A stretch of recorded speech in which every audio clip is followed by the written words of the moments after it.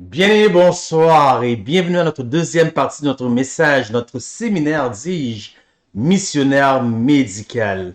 Bien-aimés, avant d'ouvrir la parole de Dieu, bien que c'est un séminaire, nous allons prier et inviter la présence de Dieu parmi nous. Donc, je vous invite à courber la tête et à fermer les yeux pour une courte prière. Éternel, notre Dieu, notre Père, nous voulons te remercier pour ton grand amour manifesté sans ration, sans mesure envers nous. Nous voici, Seigneur, envoie-nous. Mais avant de nous envoyer, qualifie-nous pour cette œuvre, car nous te le demandons au nom de Jésus, à lui soit l'honneur, la puissance et la gloire au siècle des siècles. Amen. Bien-aimés, la semaine passée, nous nous sommes laissés sur cette dernière image, bien-aimés. Donc, c'est juste question de revision. Nous sommes laissés sur cette image et nous avons vu en haut à l'extrême gauche une petite fille qui a grandi avec des coups au visage par ses parents. Nous avons vu dans l'image du centre un petit enfant qui demande d'arrêter, qui dit stop, arrêtez, je ne suis plus capable d'entendre parce que tout ce qu'il entend, ce sont des choses négatives telles que tu ne feras jamais rien de bon, regarde-toi, tu es comme ton père, tu es pire que ton père. À l'extrême droite, nous avons vu ce petit garçon introverti, donc qui va grandir dans le monde adulte comme étant introverti, incapable de s'affirmer, ce qui peut faire de lui l'un des plus grands manipulateurs au monde. Nous avons vu dans l'image en bas le petit garçon qui s'amuse avec son père, donc un père qui était présent pour l'enfant. Bien aimé, moi, par exemple, je n'ai pas eu de père présent pour moi. Et souvent, lorsque j'allais dans les parcs, dans les activités, j'avais personne pour m'encourager. Bien que ma mère m'avait inscrit dans les activités, j'avais personne pour m'encourager. Et je voyais tous les autres enfants avec leur papa. Et moi, il m'en manquait un. Et souvent, comme on dit, le père absent, fils manqué. Père manquant, fils manqué. Et regardez l'image du centre. Nous avons ici dans l'image du centre une jolie dame grassette, très jolie et grassette. Et savez-vous que ce qui était écrit dans le journal de Québec, dans laquelle j'ai sorti cette photo, c'était marqué de mobile, de grassette mobile à marathonienne. Bien aimé, cette dame, elle a accompli quelque chose probablement de bon dans sa vie pour que ça soit marqué de obèse morbide à marathonienne. Et puis la dernière image, une image qui est vraiment triste et qui laisse parler, qui fait parler aussi. Donc c'est une femme enchaînée, menottée par des meutes de police. Nous avons vu dernièrement, ces derniers temps, plusieurs cas de où est-ce que des parents ont pris la vie de leurs enfants. Que ce soit la mère, le père, ou est-ce qu'il y avait des gens qui ne devaient pas être je ne pourrais pas dire ça, mais laissez-moi reformuler ma phrase. Il y a des gens qui ont mis la vie de leur famille, de leurs enfants en péril. Pourquoi? Souvent, bien aimés, avec l'image que nous venons de voir, souvent nous voyons ce que les gens font de mal, souvent nous sommes prêts à les condamner, mais nous n'avons aucune idée de ce qu'ils ont passé, ce qu'ils ont vécu. Chaque personne que vous rencontrez, bien aimé, a une histoire derrière elle dont vous ne savez rien. Chaque personne a une tristesse, une douleur, une blessure, une cicatrice dont vous ne savez rien. Apprenez à être gentil avec tous et chacune des personnes que vous rencontrez, bien-aimés. Chaque personne que vous rencontrez a ses propres squelettes dans le garde-robe dont vous ne savez rien. Apprenez à être gentil avec cette personne. Pourquoi, bien-aimé? Parce que plusieurs vont dire, mais le gouvernement, nous avons des taxes et nous payons des taxes afin que des gens prennent soin de ces gens-là, afin que le gouvernement prenne soin de ces gens-là. Nous n'avons pas notre part à faire dans ce travail. Bien-aimé, laissez-moi vous dire que c'est complètement faux, cette façon de penser et voir les choses. Voyez-vous, les professionnels de la santé, les scientifiques, les érudits, ils ont examiné la pyramide de Maslow pour réaliser que tout ce qui est écrit en tant que besoin fondamental de l'être humain, c'est réellement vrai. Et le plus haut, le plus grand et le premier besoin fondamental de chaque être humain, c'est le besoin de s'accomplir, le besoin de se réaliser. Alors imaginez le petit enfant qui a entendu toute sa vie, tu ne feras jamais rien de bon, tu es comme ton père, tu es pire que ton père. Imaginez la femme qui a entendu depuis l'âge de 4, 5 ans, 6 ans, personne ne peut t'aimer, personne ne va t'aimer. Comment ils ont grandi, ils ont forgé ces paroles. Car la Bible est claire, nous avons vu la semaine passée, que la vie et la mort sont au pouvoir de la langue. Tel qu'un homme pense, ainsi est-il. Alors ces personnes-là se trouvent un emploi peut-être dans un McDonald's alors qu'ils sont remplis d'intelligence et ce n'est rien pour juger ceux qui travaillent chez McDonald's. Nous parlons ici de personnes remplies d'intelligence mais qui dans leur esprit, ils disent mais je ne vaux rien. Dans leur esprit, ils disent je suis né pour un petit pain. Ils sont convaincus puisqu'ils ont entendu tellement longtemps des paroles.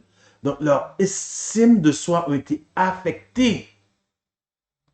Alors, bien aimé, votre rôle en tant que missionnaire médical, c'est d'augmenter leur estime de soi et leur placer dans un endroit où ils peuvent se réaliser. Peut-être un travail quelconque. Peut-être vous pouvez leur offrir un travail. Peut-être vous avez un compagnon, un cadre qui travaille dans tels endroits. Vous pouvez les donner l'opportunité de se réaliser puisque ces gens, dans le fond de leur cœur, ils ont tellement entendu des paroles méchantes qu'ils croient qu'ils ont été nés pour un petit pain. Et cela n'a rien à voir avec le travail de gouvernement. Et c'est ce que plusieurs des prédicateurs de la vérité présente nous disent. Nous payons des taxes au gouvernement, c'est leur travail. Mais que nous dit la prophète du Seigneur? Allons voir. Que nous dit la servante du Seigneur? Find out what the poor and suffering are in need of.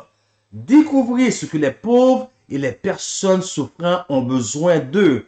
Et ainsi, dans l'amour et dans la tendresse, aidez-les, encouragez-les en leur donnant votre confiance, en partageant avec eux ce que Dieu vous a donné. Ainsi, nous ferons le travail que le Seigneur veut ainsi pour nous. Medical Missionary, 1er juin 1891, paragraphe 3. Et elle continue à dire, This is a part of the third angel's message. Cela fait partie du message du troisième ange qui, soit dit en passant, j'aime bien le répéter à mes auditeurs, le message du troisième ange, c'est le message de la justification par la foi et l'œuvre médicale. Bien aimé, l'œuvre médicale, c'est le bras droit du message du troisième ange.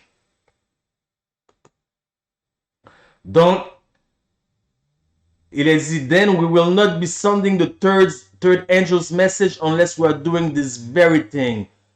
Ainsi, nous ne sonnerons pas, nous ne sonnerons pas l'alarme du message du troisième ange si nous ne faisons pas cela. Donc, bien aimé, inutile de dire, ben, c'est le gouvernement, on paye des taxes, c'est pas pour rien. Donc, et c'est pas une question de gouvernement. Écoutez, la servante du Seigneur nous continue. Elle nous dit, ne vous reposez pas jusqu'à ce que chaque jour soit brisé. Ce n'est pas possible pour vous de négliger cela et en même temps obéir à Dieu. Bien-aimé, Donc, il y a un travail à faire. C'est de chercher quel est le besoin des gens, leur donner la valeur, leur mettre dans le bon contexte de la valeur qu'ils méritent. Souvent, ce sont des gens affligés, opprimés. Ce sont des aveugles. Souvenez-vous de la présentation de la semaine dernière. L'Esprit de Dieu est sur moi. Il m'a oint pour annoncer à qui? Aux captifs. Il y a beaucoup de gens qui sont captifs. Il y a des gens qui sont opprimés. Il y a des aveugles. Et je ne parle pas des aveugles physiques, mais des aveugles spirituels. Mais Jésus dit, l'Esprit du Seigneur est sur moi. Et en tant que missionnaire médical bien-aimé, vous devez être les yeux de Christ sur la terre, les bras de Christ sur la terre, les pieds de Christ sur la terre. Être un encourageur comme Christ. Voir le meilleur en chaque personne bien-aimée. Voilà votre rôle en tant que missionnaire médical. Donc, si vous n'avez pas vu la première partie, donc il est important d'aller voir la première partie puisque nous bâtissons chaque semaine sur la présentation qui a été faite auparavant. Donc, bien aimé, lorsque les gens disent que ce sont des fonctions gouvernementales, moi je me retire. Donc, nous voyons que ça n'a fait pas partie du message du troisième ange. Ça ne fait pas partie de l'ordre du marching order que Christ nous a donné. Il a dit, ceux qui sont décidés à se réformer doivent trouver un emploi. Car lorsqu'on peut travailler, il ne faut pas s'attendre à être nourri, vêtu et logé gratuitement. Il est donc indispensable, dans leur propre intérêt, aussi bien que celui des autres, qu'ils cherchent à produire l'équivalent de ce qu'ils reçoivent. Encouragez-les donc à subvenir à leurs besoins. Ainsi, la personne qui a entendu ça toute sa vie, tu ne feras jamais rien de bon. Ce sont des petites choses qu'il va accomplir dans sa vie au travers de notre travail qui va lui donner de la valeur, bien-aimé. Donc,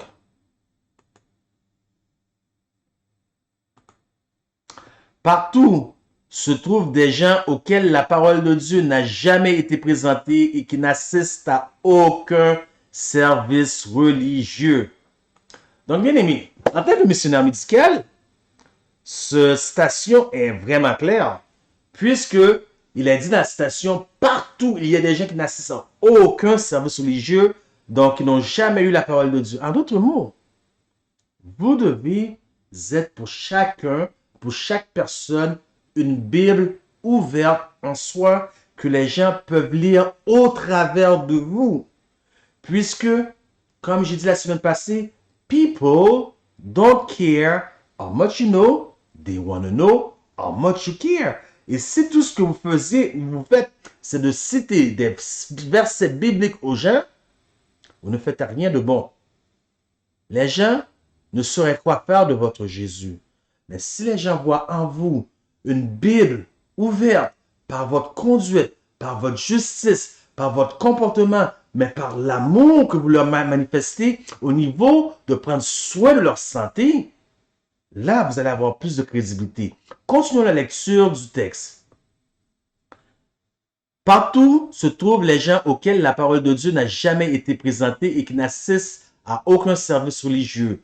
Pour que l'évangile leur parvienne, il faut aller les trouver où? Chez eux. Donc, le missionnaire médical se déplace deux par deux pour aller rendre visite aux gens. Or, le soulagement de leur souffrance offre souvent un moyen pour les aborder. Voyez-vous, lorsque vous soulagez leur souffrance, il vous ouvre une autre porte. Il vous dit, cette porte-là est ouverte. Pas prêchez-moi l'évangile. Mais si vous arrivez juste avec votre Bible et donner des coups de Bible sur la tête des gens, vous perdez. Et il y a un travail spécifique là-dedans pour les infirmières. Écoutez ce que nous dit pour les infirmières. Les infirmières missionnaires qui donnent des soins dans les familles ou font des visites aux pauvres, ils rencontrent bien des occasions de prier et de lire des passages de l'Écriture et de parler du Sauveur. Elles peuvent intercéder en faveur de ceux qui manquent de volonté pour maîtriser leurs passions mauvaises, apporter un rayon de soleil dans la vie de ceux qui sont découragés. Écoutez bien la dernière phrase. Et leur témoigner par des actes de bonté, une affection qui les aidera à croire à l'amour du Christ. Bien-aimés, je répète pour vous, alors témoignez par des actes de beauté une affection qui les aidera à croire à l'amour du Christ. En d'autres mots, les actions parlent plus fort que les paroles. Vous allez à l'église chaque sabbat, bien-aimé. Ou pour vous, peut-être que vous allez à l'église le dimanche et puis vous chantez, vous levez les mains en l'air. Mais qu'en est-il si l'Éternel vous disait, j'écoute pas ce que tu chantes, je n'écoute même pas tes prières, je ne suis point intéressé. Comment agiriez-vous? Que feriez-vous dans ce cas? Dans toute votre sincérité et que vous entendez Dieu dire cela. Eh bien, c'est le cas. Et c'est le cas de ce que le prophète Amos nous reporte ici dans Amos 5. Regardez ce que nous dit le prophète. Amos 5, 21 à 24. Je hais, j'haïs. C'est pas moi, c'est l'Éternel lui-même qui parle. Je hais, j'haïs, je méprise vos fêtes. Je ne puis sentir votre assemblée. En d'autres mots, bien-aimés, vous vous rassemblez devant l'Éternel et l'Éternel, il fait ça. Oh, l'Éternel, il fait ça. L'Éternel fait ça. Comment allez-vous réagir? Vous qui vous croyez tellement sincère que vous êtes sur la bonne voie. Et l'Éternel vous dit, je hais, je méprise vos fêtes, je ne puis sentir vos assemblées. Quand vous me présentez des holocaustes et des offrandes, je n'y prends aucun plaisir. Et les veaux engraissés que vous sacrifiez en action de grâce, je ne les regarde pas. Éloigne de moi le bruit de tes cantiques. Je n'écoute pas le son de tes luttes. On pourrait dire les guitares électriques aujourd'hui, les pianos, tous les instruments qui rentrent dans le sanctuaire aujourd'hui.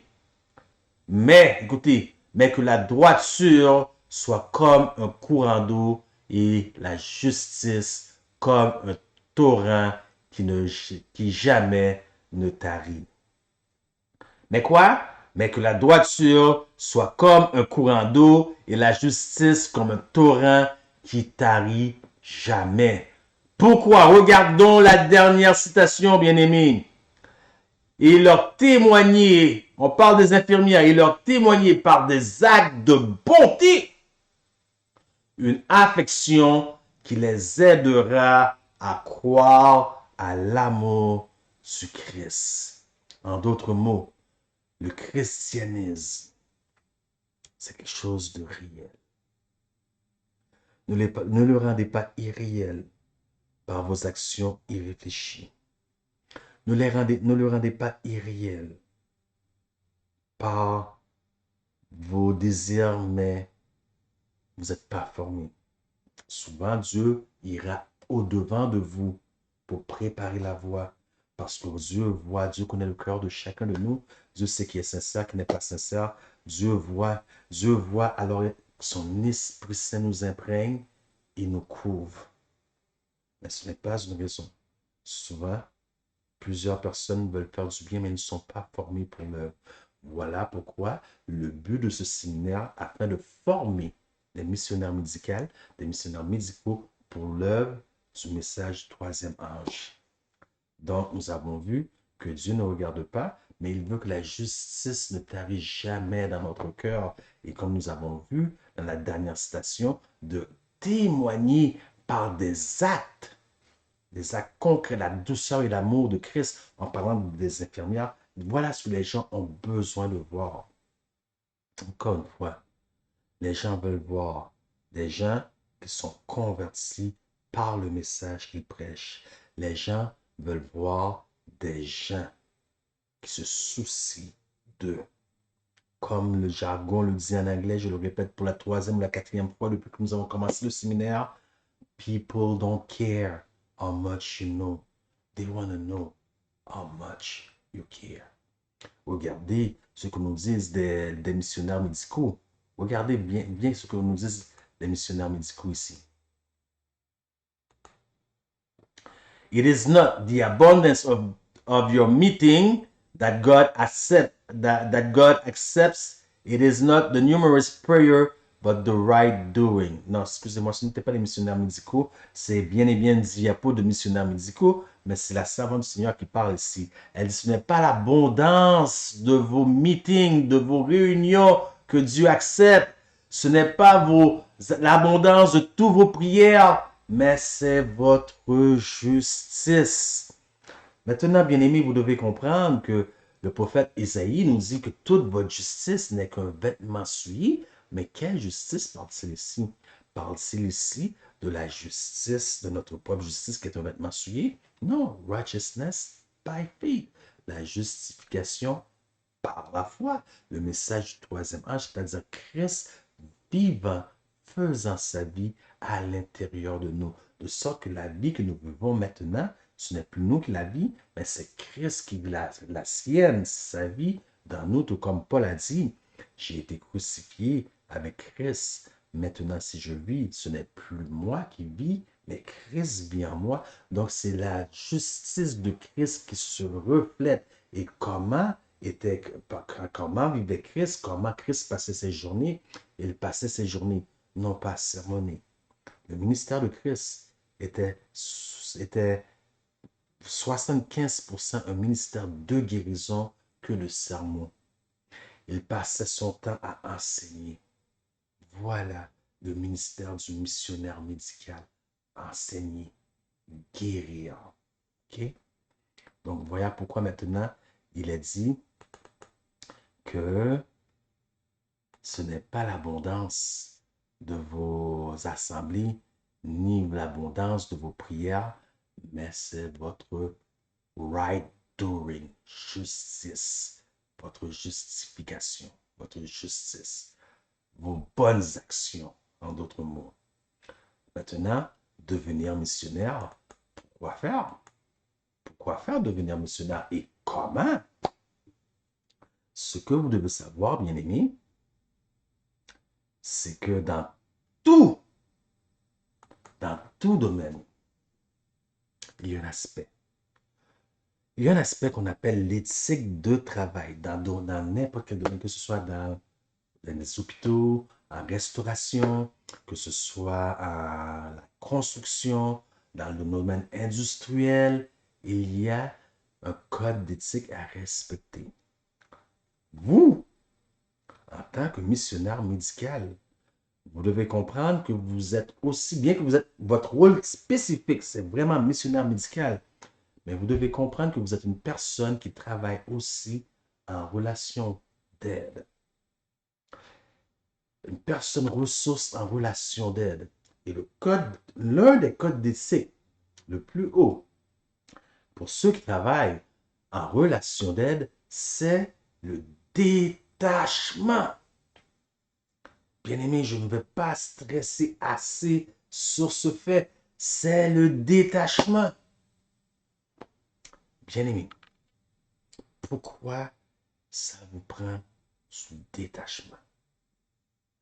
Parce que si vous n'avez pas du détachement, vous pouvez développer ce qu'on appelle du ressentiment envers la personne que Dieu a placée sur votre chemin pour lui offrir ce ministère, pour le dispenser du ministère que vous pratiquez. Si vous n'avez pas le détachement. Pourquoi? Parce que, vous allez un exemple, donner une étude biblique, puis 2 jours plus tard, vous avez parlé de tel sujet, vous avez donné plusieurs études bibliques, vous avez parlé de tel sujet, et 2 jours plus tard, vous attendez une fausseté de la bouche de cette personne. Et vous dites, oh man, à quoi ça m'a servi? Est-ce que j'ai perdu mon temps? Regarde ce que cette personne a dit. Regarde ce que cette personne la pense. Est-ce que j'ai perdu mon temps? Votre temps est précieux, je le sais. Mais si vous pensez ainsi, c'est que vous n'avez pas travaillé sur le détachement. Voyez-vous, l'importance de travailler sur le détachement.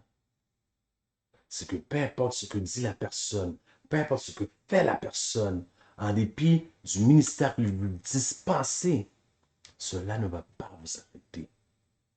De sorte que vous ne sentirez jamais que vous avez travaillé en vain.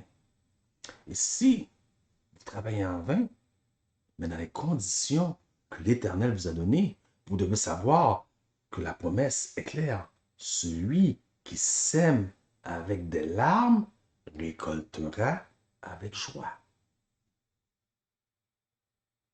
En d'autres mots, si vous ne développez pas le détachement, vous allez finir par croire et par faire croire à l'autre personne que vous êtes sa conscience. Sœur White est vraiment claire sur ce sujet. Elle a dit que personne ne se mette à un niveau afin de devenir la conscience d'une autre personne. Donc, si l'autre personne ne comprend pas assez vite, n'accepte pas assez vite, n'apprécie pas assez vite ce que vous faites, peu importe, ça ne vous appartient pas. Ça ne vous appartient pas. Sinon, vous allez développer ce qu'on appelle un conflit. Les conflits viennent souvent de l'intérieur. C'est là que partent tous les conflits de l'intérieur. Voyons voir, si vous n'avez pas le détachement en tant que missionnaire médical, quel genre de conflit que vous pouvez créer. Voyez-vous, vous n'avez pas de détachement. Donc, selon Ken Sande, un conflit se développe en 4 étapes. Ce qu'on appelle en résolution de conflit, la progression d'une idole. Première étape, je désire. Lorsque votre désir ou vos désirs ne sont pas rencontrés, elles se transforment en exigence. J'exige. Lorsque vos exigences ne sont pas rencontrées, elles se transforment en jugement. Je juge. Et comment je juge? Si cet homme, si cette femme était réellement sérieux dans son cheminement, si cet homme, cette femme voyait vraiment tous les efforts que je mets pour l'aider, si cet homme, cette femme, voyez-vous, il y a toujours le si dans le jugement. Puis finalement, je punis. Bien-aimé, je punis. Voyez-vous, vous avez passé du jugement pour punir. Donc, vous commencez à prendre vos distances. Mais la personne qui a été placée sur votre chemin par Dieu afin que vous puissiez lui dispenser ce ministère va s'en rendre compte. Va s'en rendre compte. Peut-être sans même le savoir. Cette personne avait placé toute sa confiance en vous. Une fois que vous avez détruit sa confiance, plus personne d'autre ne pourra l'approcher. Qui sait si Dieu n'avait pas placé d'autres personnes, n'avait pas prévu d'autres personnes pour passer l'évangile maintenant. Mais vous venez de tout gâcher. Voyez-vous, vous venez de tout gâcher. Donc ça prend du détachement. Vous présentez un message. Vous présentez un service de dispensation à la santé. Les personnes le reçoivent, c'est leurs affaires. Ils ne le reçoivent pas, c'est leurs affaires. L'Esprit de Dieu fera le travail. Paul a planté, Apollos a arrosé, mais c'est Dieu qui fait grandir. Voyez-vous? Donc c'est important. Et c'est la troisième étape, je punis. Je juge, excusez-moi, je juge. Mais c'est beaucoup plus loin que Ken Sande et tous les groupes du Peacemaker Ministry. C'est juste, ça va aussi loin que dans la Bible. Voyons voir un exemple. Luc, chapitre 7, à partir du verset 36. Je lis pour vous. Luc, chapitre 7, à partir du verset 36, il dit, un pharisien prie à Jésus de manger avec lui. Jésus entra dans la maison du pharisien et se mit à table. Et voici, une femme pécheresse qui se trouvait dans la ville, ayant su qu'il était à table dans la maison du pharisien, apporta un vase d'albâtre plein de parfums. Et il se tint derrière, aux pieds de Jésus, elle pleurait. Et bientôt, elle les mouilla de ses larmes, puis les essuya avec ses cheveux, les baisa et les oint et les oignit de parfum. Je continue, parce que je veux que vous voyez vraiment que vous voyez ce que je veux dire. Le pharisien qui l'avait invité, écoutez bien, c'est là que ça semble intéressant. Le pharisien qui l'avait invité, voyant cela, dit à lui-même, si cet homme était prophète, il connaîtrait qui et de quelle espèce est la femme qui le touche. Il connaîtrait que c'est une pécheresse. Voyez-vous le conflit? Je désire avoir la reconnaissance pour t'avoir invité sur mon toit. J'exige cette reconnaissance. Je juge. Si cet homme était réellement prophète, il saurait qui est cette femme qui la touche. Si, encore le si, le jugement. Et c'est là que Jésus vient mettre fin à la progression de l'idole en donnant l'exemple après ça de deux personnes qui devaient de l'argent. Il dit, deux personnes devaient de l'argent. Un devait une somme et l'autre devait une autre somme. Évidemment, un devait une plus grande somme. Il dit, toutes les deux ont eu leur dette remise. Alors, lequel des deux, l'homme qui a remis la dette, aimait le plus? Le pharisien répondit à celle qui avait la plus grosse somme d'argent. Ainsi en est-il, bien aimé. Celui à qui on manifeste beaucoup d'amour. Celui à qui on donne beaucoup d'amour manifestera en retour beaucoup d'amour. L'amour, ce doit être libre. En tant que missionnaire médicaux, bien aimé, vous devez avoir un amour pour les gens dont vous dispensez ce ministère. Puisque souvent, et c'est la mauvaise réputation que nous avons les adventistes du 7e jour, nous aimons la vérité plus que les gens. Et nous oublions que la vérité, ce n'est pas un statement, un discours. Mais la vérité, c'est une personne.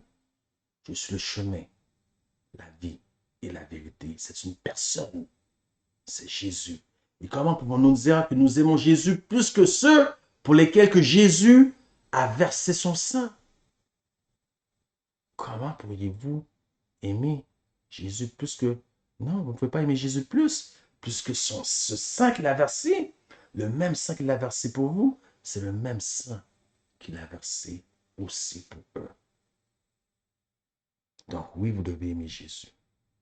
Mais vous devez aussi aimer le ministère et le travail qu'il vous a donné de faire. Et en tant que missionnaire médical, votre premier travail, nous avons vu la semaine passée, pour ceux qui, encore une fois, qui n'ont pas vu la première partie, je vous invite à arrêter la vidéo et immédiatement aller à la première partie. Donc, pour ceux qui n'ont pas vu la première partie, nous avons vu la définition séculière de la santé. La définition séculière de la santé, c'est l'absence de maladie. Et la définition biblique, nous avons vu que la définition biblique, c'est tout l'être, le corps et l'âme en bonne santé. Donc, il se peut que les personnes que vous voyez, qui ont été placées sur votre chemin, ou les personnes que vous allez rendre visite, n'ont aucune maladie apparente. Mais souvenez-vous que c'est beaucoup plus lié à la santé mentale, émotionnelle, psychique, psychologique, la santé spirituelle, santé physique, santé financière, santé matrimoniale, santé sociale. Il y a plusieurs aspects à la santé. Et lorsque le docteur, lui, il fait quelque chose dans la Bible, ou lorsque on parle de guérison dans la Bible, le mot utilisé est sesoken. Tandis que lorsque Jésus, lui, il sauve, il délivre d'une maladie de quelque chose, il va jusqu'à la racine. Voilà pourquoi le mot utilisé est sozo, qui ne veut pas dire délivrer juste de la maladie, mais il a délivré à partir de la racine. C'est toute l'âme, le corps et l'être et l'esprit qui est guéri. Et si vous voulez que toute l'âme, le corps et l'esprit soient guéris, vous devez, en tant que missionnaire médical, avoir une bonne connaissance comment guérir les maladies. Bien-aimés, comment sont rentrées les maladies chez l'être humain? La plupart, la majorité des maladies, pour ne pas dire 100% des maladies, parce que je suis tenté à dire 100% des maladies, sont entrées chez l'être humain par l'introduction de la nourriture. Voilà pourquoi Ève, dans le jardin, le serpent s'adresse à elle et dit, est-il vrai? Dieu a-t-il réellement dit? Dieu a-t-il réellement dit? Donc, le but du serpent, qui servait de médium à Lucifer, bien sûr, puisque le serpent ne parle pas, le but du serpent était d'amener le doute dans la tête de Ève, afin de l'amener à goûter aux fruits défendus. Regardez où nous sommes rendus aujourd'hui, 6000 ans plus tard. Quelqu'un a mangé quelque chose qu'il ne fallait pas. Maintenant, regardez, considérez le ministère de Jésus. Où commence, où débute et comment débute le ministère de Jésus? Après son baptême, il fut apporté par l'Esprit, le texte est clair, dans le désert pour y être tenté. Donc, le diable ne se présenta pas à lui une semaine, 10 jours, 15 jours, mais après 40 jours, parce qu'il avait faim. Écoutez ce qu'il a dit. Si tu es le Fils de Dieu, ordonne à ces pierres de se changer en pain. Même tactique que Ève, mettre le doute. Si tu es le Fils de Dieu, Jésus savait qu'il était. Il n'avait rien à prouver. Cessez de vous prouver. Cessez de chercher de vous prouver. Certaines personnes vont attaquer votre crédibilité parce qu'ils vous voient telle chose, ils ont vu telle chose de vous. Cela m'est tous arrivé. Ça fait partie du cheminement. Les gens arrivent dans votre vie lorsque vous êtes au chapitre 9. Ils n'ont aucune idée des 8 premiers chapitres qui se sont passés. Ils n'ont aucune idée des 10 autres chapitres que Dieu réserve pour vous. Ils regardent juste le chapitre 9 sans même savoir. La pire des choses, c'est d'essayer de vous justifier. Ne cherchez pas à vous justifier. Ne cherchez pas à prouver. Jésus savait exactement qui il était. Et immédiatement après son baptême, la voix du Seigneur s'est fait entendre. Il n'a pas encore guéri personne. Il n'a pas encore fait de miracle. Il n'a pas encore prêché aucun sermon. Immédiatement après son baptême, la voix de Dieu s'est fait entendre. Celui-ci est mon fils bien-aimé en qui fait toute ma joie. Voyez-vous, là où le péché est rentré, là où Adam a échoué, là, Jésus a vaincu. Donc, tous les péchés viennent à partir de la nutrition. Donc, il y a une relation entre le péché et ce que nous mangeons. Nous allons y revenir plus devant. Okay? Pas aujourd'hui. Donc, il y a vraiment une relation entre ce que nous mangeons et le péché.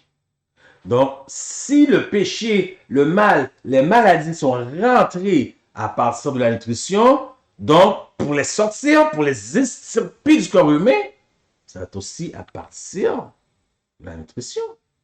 Cependant, en tant que missionnaire médicaux, excusez-moi, vous devez savoir et connaître ces choses-là, car en tant que missionnaire médical, vous ne pouvez pas, d'aucun moyen, essayer de guérir des gens à partir de drogue. Le mot est en anglais. En français, c'est des médicaments. Pourquoi? que fait les médicaments? Les médicaments, donc l'estomac, c'est le deuxième cerveau. En haut, dans l'estomac, vous trouvez les mauvais microbiomes. Et en bas, vous trouvez les bons microbiomes. Et lorsqu'un médicament vient, les mauvais microbiomes s'esquivent.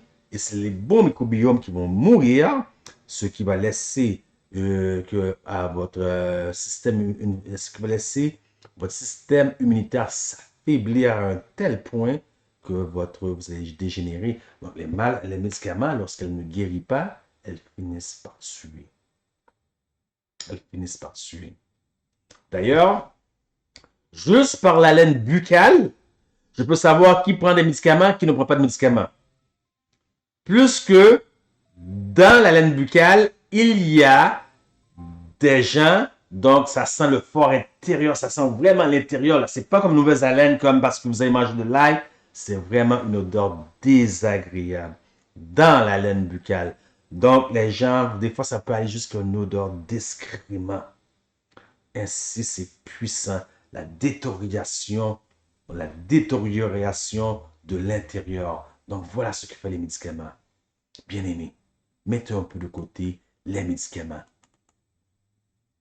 Voyez-vous ce qu'il est écrit dans la réforme, dans la pratique de notre réforme médicale, en parlant des drogues, en parlant de l'usage des drogues dans nos institutions, c'est complètement contraire à la lumière que l'Éternel a été content de nous donner. Donc, le business de médicaments a causé plus de tort à notre monde et tué plus de gens qu'elle en a guéri. Donc, vous voyez, c'est Letter 69, 1898. Drug medication is to be discarded. Donc, les drogues et les médications doivent être enlevées à tout prix. On this point, the conscience of a physician must be kept tender and true and clean. Sur ce point, la conscience du docteur doit être purifiée. Et mais hélas, bien aimé, aujourd'hui, nous rencontrons beaucoup de docteurs qui connaissent plusieurs vérités, mais ils sont prêts à faire des tours de passe-passe d'élastique avec leur conscience. Pourquoi? Parce que s'ils vont autrement, on va les radier du collège des médecins. Et ils ont des familles. Ils ont des enfants à faire vivre. Et personne n'aimerait perdre son emploi. Et personne ne veut être radié en tant que docteur du collège des médecins. Être vu comme un couac. Personne ne le veut. Elles savent la vérité. Il y a un gros business sur le point pharmaceutique. Une grosse gamique, une grosse conspiration sur le point de vue pharmaceutique. Laissez-moi vous donner un exemple parce que je sais que plusieurs qui regardent cette vidéo vont dire Lionel, c'est un conspirationniste. Il voit de la conspiration partout. Laissez-moi vous donner un exemple. Les pilules de Tylenol rouge. Vous me comprenez? Du groupe Bayer. Bayer. B-A-Y-E-R. Bayer. Plus de millions de pilules de ces pilules-là étaient, comment je pourrais dire ça? Piquées, comment je pourrais bien dire? Quel est le mot que je pourrais bien utiliser? Étaient infectés du virus, du VIH. Vous m'entendez, bien aimé? Vous voyez que je n'ai pas le visage agréable. Infecté du virus du VIH. Par la grâce de Dieu, la chose s'est fait connaître. La chose s'est rendue publique.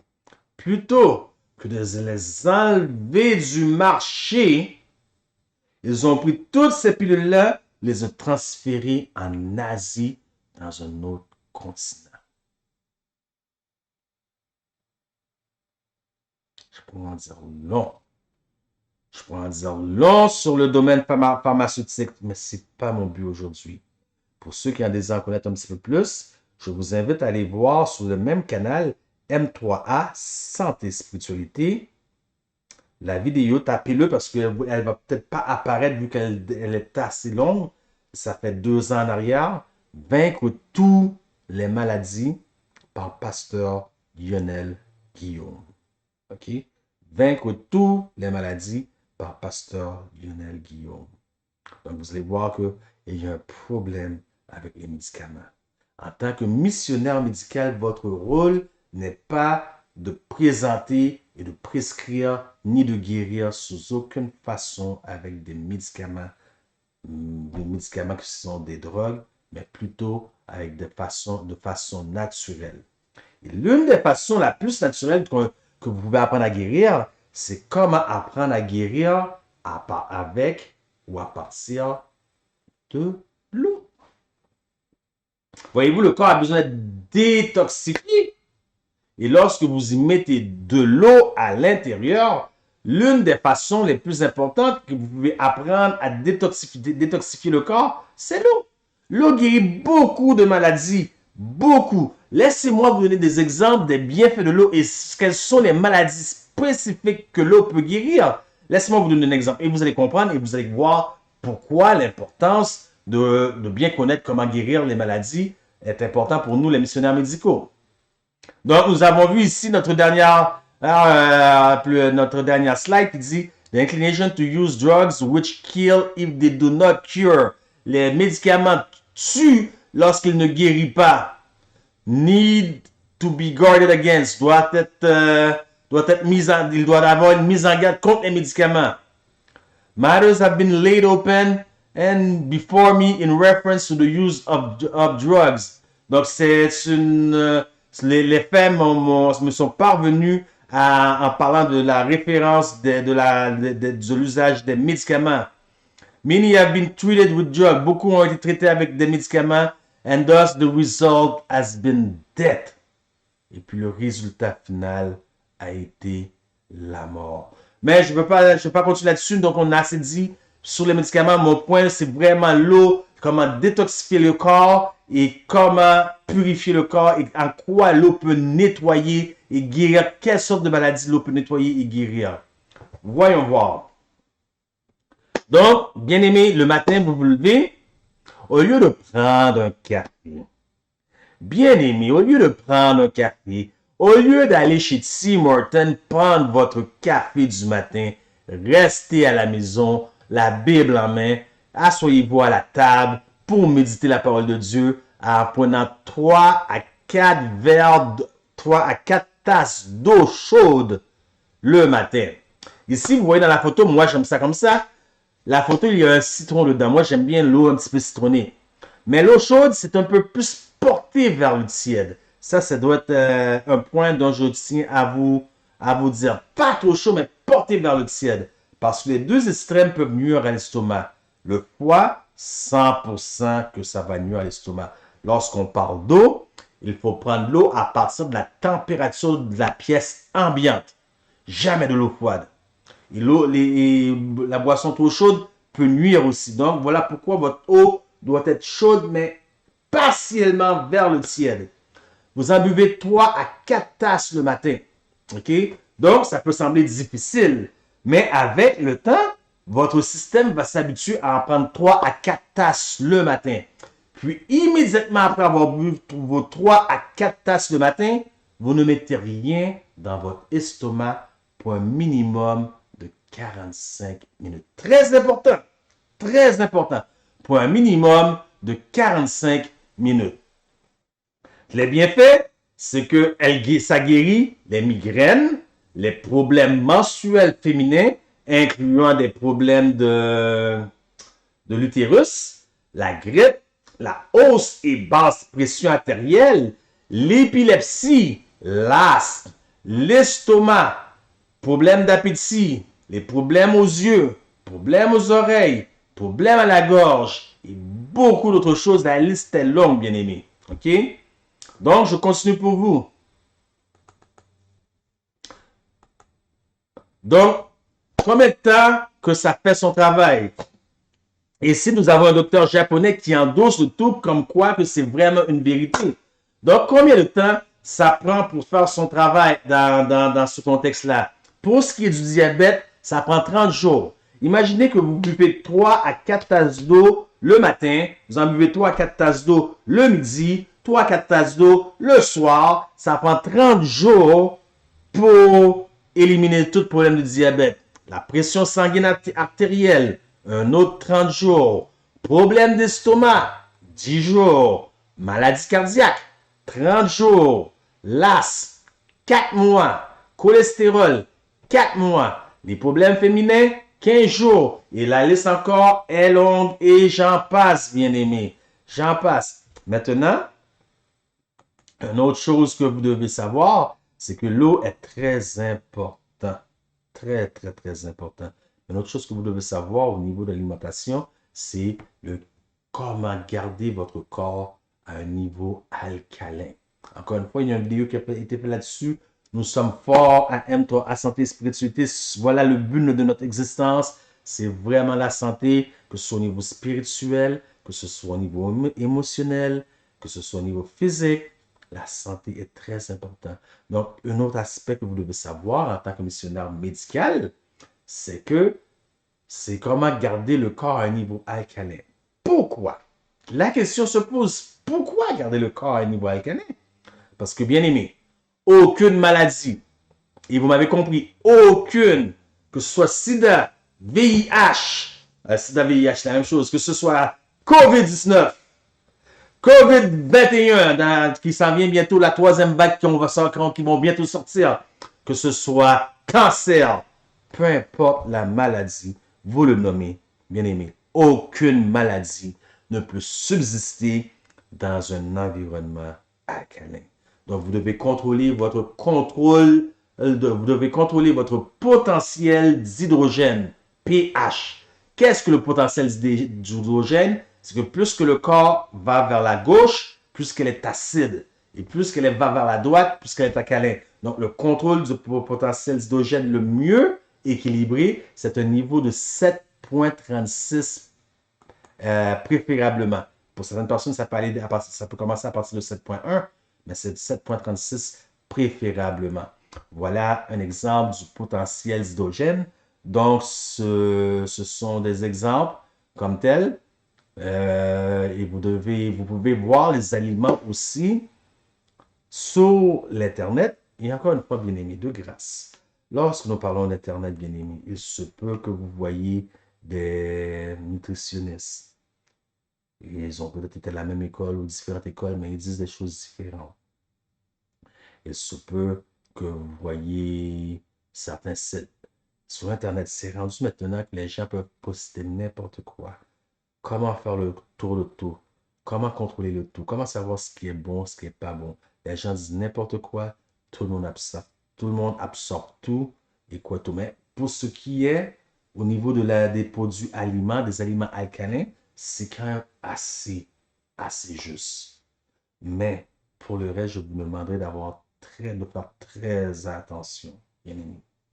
Certaines personnes inventent des découvertes, ils les mettent là, et les gens croient, ah, ça a été découvert par telle personne. Qui est complètement faux. Cette personne n'a rien découvert. C'est quelque chose qu'il a inventé par lui-même, et vous croyez tout ce qu'on vous dit. Parfois, ça me fait mal de voir des gens qui croient tout ce qu'ils entendent sans même aller vérifier. Ça ne me dérange pas vraiment. Ce qui me dérange, c'est que nous vivons en 2020 où la technologie est tellement avancée que parfois j'ai un petit peu de difficulté, intolérance, dirais-je, à l'ignorance. Il n'y a pas de raison de vivre dans l'ignorance, pas dans la technologie que nous avons. Donc, nous avons vu le potentiel d'hydrogène. Maintenant, nous allons voir 5 à 6 aspects de la nutrition. Parce que c'est très important. La nutrition, c'est qu'est-ce qui est très important. Lorsque nous parlons de nutrition, nous devons considérer ces 5 à 6 aspects. Premier aspect que nous devons considérer, c'est les couleurs. Pourquoi les couleurs? Parce que dans les couleurs se trouvent les vitamines.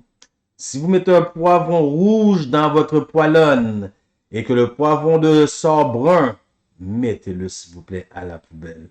Il ne reste plus rien, mais absolument plus rien de bon dans ce poivron. La peau, la peau fortifie le système immunitaire, excusez-moi. La peau fortifie le système immunitaire, mais souvent nous pelons la peau. Ne le faites plus. Gardez la peau. La peau, c'est bon pour la flore intestinale aussi. La texture, j'aime bien donner l'exemple des brocolis. Vous mettez le brocoli, moi, quand je cuisine, que ce soit brocoli, carottes, légumes, je cuisine toujours à vapeur, jamais plus de 2 à 3 minutes. Je mets mon feu à haute ébullition, je baisse le feu, je prends la vapeur et je mets mon aliment. Et puis, je reçois mes légumes croustillants. Sinon, qu'est-ce que ça fait? Vous mettez, un exemple, votre brocoli direct, et puis, comment ça vient? Ça devient tout mouchi, mouchi. Et donc, vous avez des fibres, aucune vitamine, aucune protéine, rien de valeur nutritive à part que des fibres. Comprenez-vous? Donc, c'est le danger qu'on trouve lorsqu'on ne sait pas cuisiner très bien, lorsqu'on ne cuisine pas adéquatement.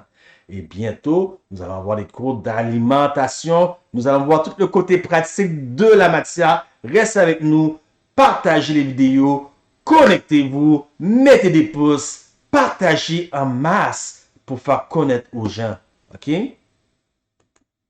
Donc, les sels minéraux. Qu'est-ce qu'il y a avec les sels minéraux? C'est que le problème avec les sels minéraux, c'est que beaucoup de gens ne savent pas comment cuisiner. Donc, ils détruisent qu'est-ce qu'il y a comme sels minéraux dans l'aliment. Et puis, pour remplacer le tout, ils vont taxer l'estomac par des condiments qui sont génétiquement modifiés, non seulement ça, qui sont cancérigènes, qu'ils achètent dans les magasins des épiceries mainstream, je pourrais dire. Donc, ils se taxent l'estomac à un tel point que l'unique façon d'avoir du goût dans leurs aliments, c'est vraiment les condiments, les condiments. Puis, vous avez les oléagineux. Une question qui m'est souvent posée, qu'est-ce que c'est que des oléagineux? Des oléagineux, ce sont simplement tous les aliments qu'on peut utiliser pour extraire l'huile à fin de base alimentaire. Nous allons entendre du soya. Nous parlons entre autres des noix, des arachides. Dans les arachides, nous pouvons avoir de l'huile, du beurre de pinot. Donc, ce sont tous ce qu'on appelle des oléagineux. Et puis, nous avons des aliacés. Donc, tout ce qui est ail, ciboulette, oignon. Maintenant, un des grands problèmes que nous rencontrons aussi se trouve au niveau de la mastication. Donc, bien aimé, nous vivons dans une société rapide. Une société où on manque de temps. Parfois, sur leur dîner, nous avons 30 minutes pour manger et pour faire tout notre ouvrage. Donc, il faut manger rapidement, mais le corps a besoin des nutriments de ce que nous mangeons, mais si nous ne mastiquons pas assez bien, premièrement, qu'est-ce que ça fait? Ça fait des ballonnements dans l'estomac, ça va causer des gaz aussi. Et si vous avez des cadavres, des carcasses mortes dans votre assiette, les gaz que vous allez échapper, ça ne sera pas plaisant pour les autres qui vont prendre l'odeur. Ça, c'est vraiment dégoûtant. Okay? Sur la place publique, c'est dégoûtant. Donc, la mastication, c'est important. La mastication, c'est ce qui assure que l'aliment, tous les nutriments qu'il y a dans l'aliment rentrent dans votre système, dans vos cellules sanguines. Et la mastication, chaque aliment doit être mastiqué 35 à 55 fois dans votre bouche. Donc, 35 à 55 fois dans votre bouche.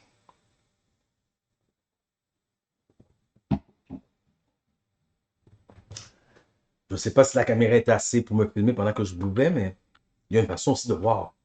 Si vous buvez comme ça rentre, ça rentre, ça rentre, ça rentre, ça rentre, vous vous gonflez de votre estomac. Vous devez aussi. C'est comme l'eau, le liquide, c'est comme du vin. Bon, je sais que pour nous, les adventistes, nous ne buvons pas d'alcool, mais je n'ai pas toujours été adventiste. Voyez-vous? Ça fait 22 ans aujourd'hui, maintenant, 21 ans, 22 ans, peut-être je me trompe, mais écoutez, lorsque je buvais mon vin, c'était important pour moi, de chaque côté, de chaque jour, de goûter ce vin-là. Voyez-vous? Laissez-moi vous montrer.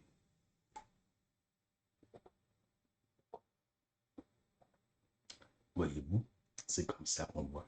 Mais si vous vivez comme ça vite, vite, vite, c'est pas bon pour la santé.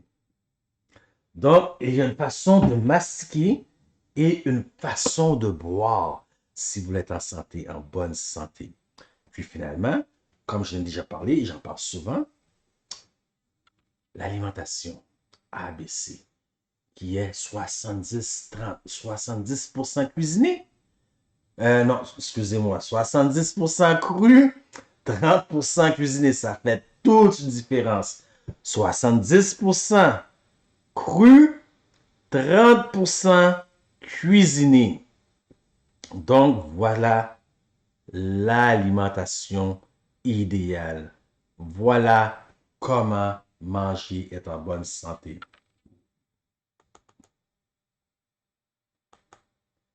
Maintenant, bien aimé, il faut apprendre à calculer le nombre de glucides dans votre assiette.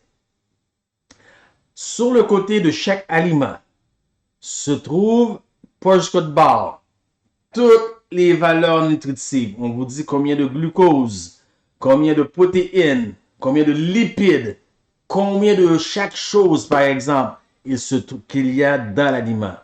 Ce n'est pas pour rien. Souvent, nous nous présentons au supermarché et nous ne lisons même pas les étiquettes.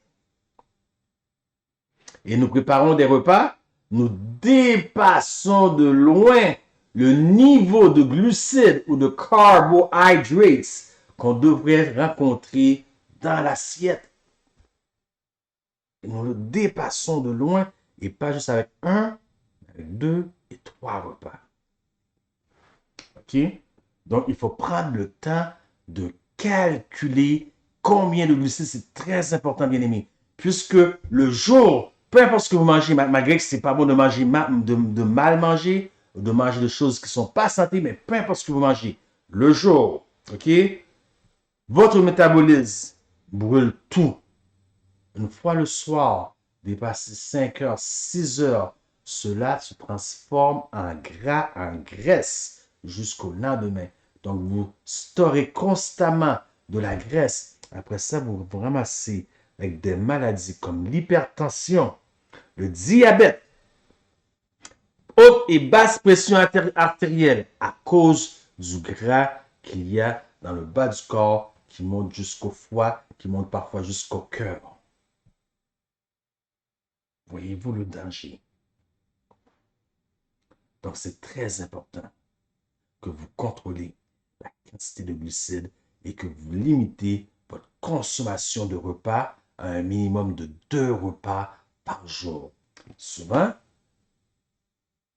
le deuxième repas devrait être pris 6 heures après le premier. Donc, le premier suggéré, 8h30, 9h le matin.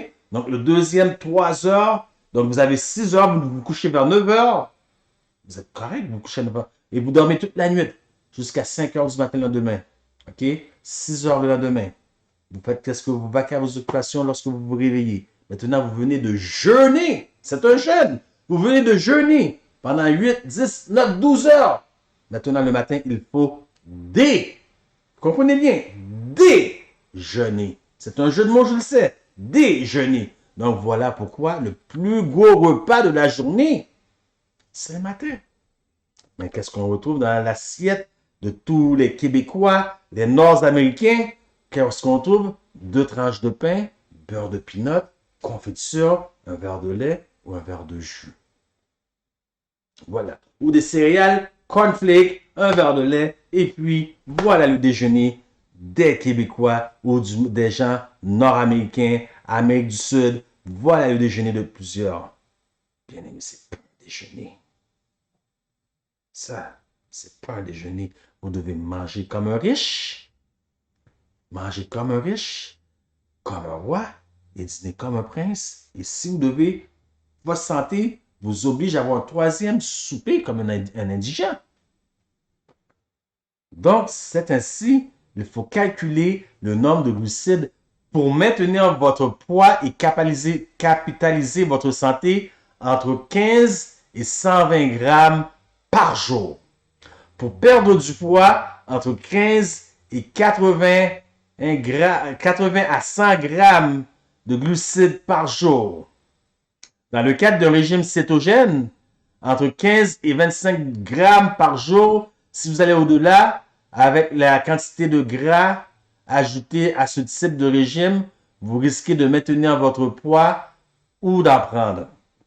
Donc, c'est sain. Bien aimé, on parle de 2 repas par jour, on parle de contrôler ce qu'on mange si on veut être en bonne santé. Et ce sont des choses que les missionnaires médicaux, vous devez savoir comment enseigner aux gens, comment manger, quoi manger. Vous devez savoir ces choses-là.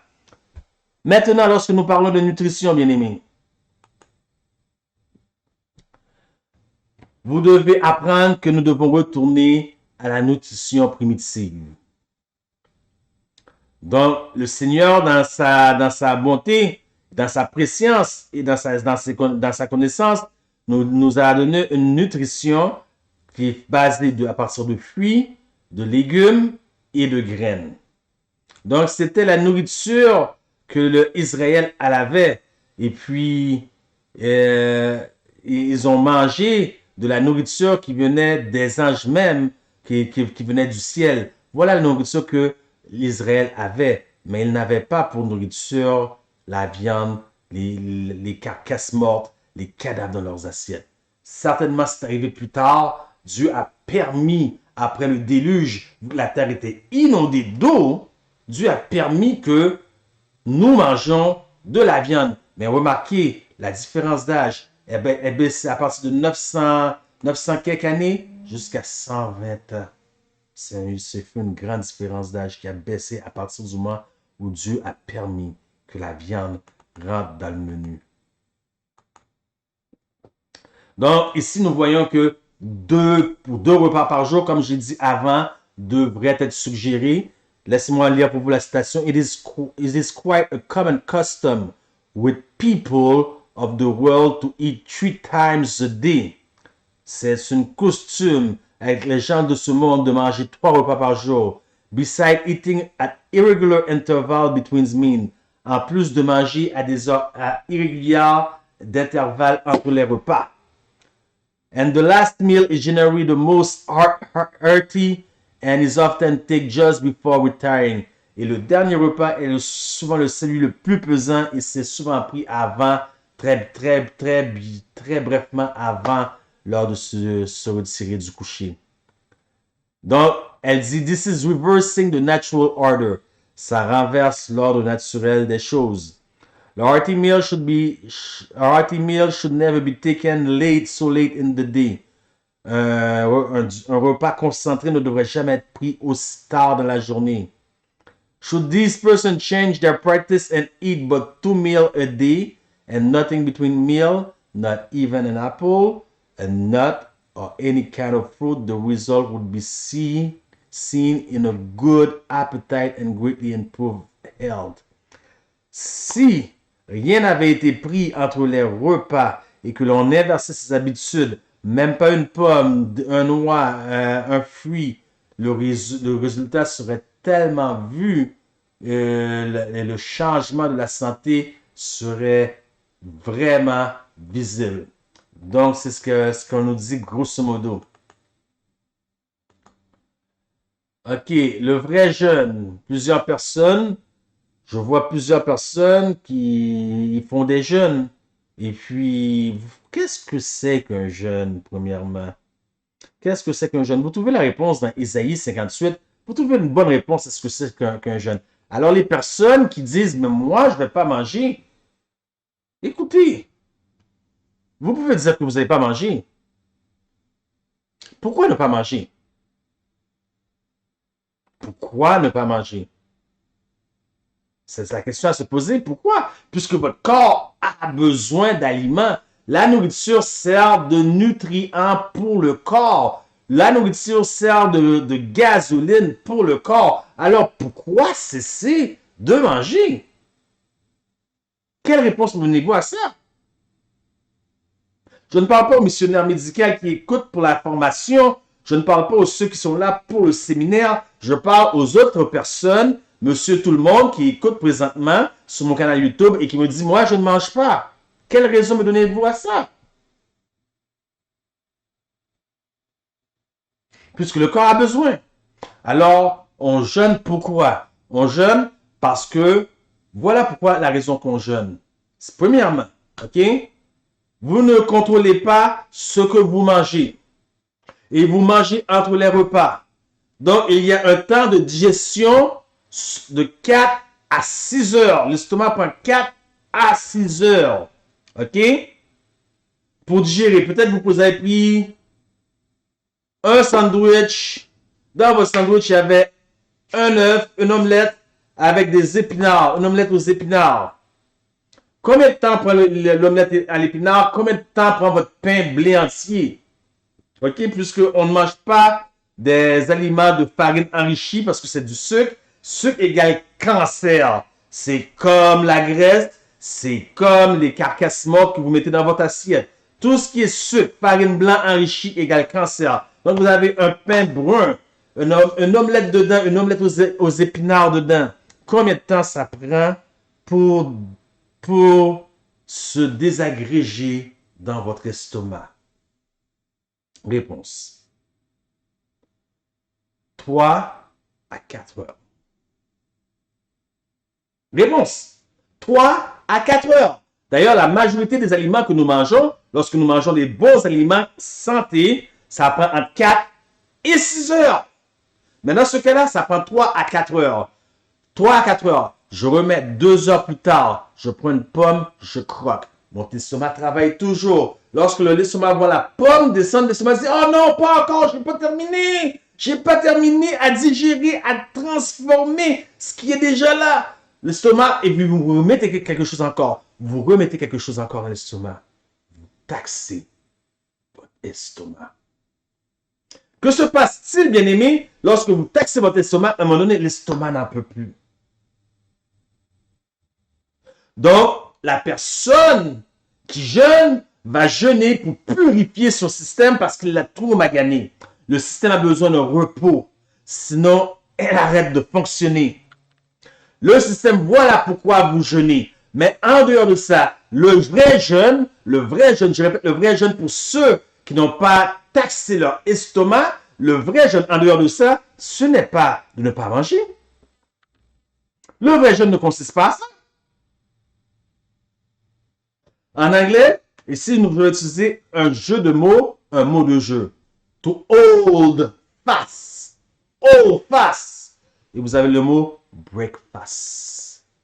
Vous avez le mot steadfast. C'est toutes des faces, hein? Fast. Et vous avez le mot fast comme tel qui signifie jeûne.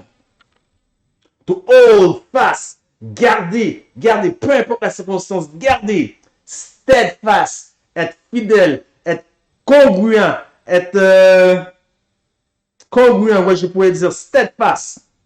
Breakfast, déjeuner.